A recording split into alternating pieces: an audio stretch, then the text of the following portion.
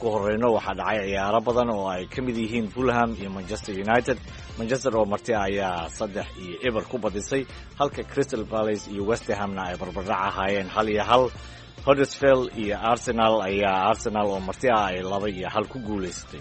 Liverpool waxa ay ku gaardiday kooxdii martida u ahayd ee Bournemouth, halka Southampton ay ku guuldareysatay gurigeeda oo Cardiff ayaa 2-1 kaga badisay. Waterford gurigeeda ayay 3 dhibcood Everton kaga qaaday. Brighton ayaa iyadu martideedii aad u soo dhaweysay 3-1 ayaa looga guuleystay.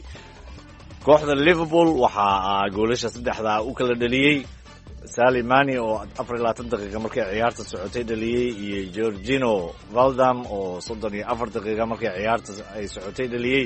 hase ahaatee xidigooda Mohamed Salah ayaa daqiiqadii 48aad waa gelinka dambe ee ciyaarta goolka saddexaad u dhaliyay.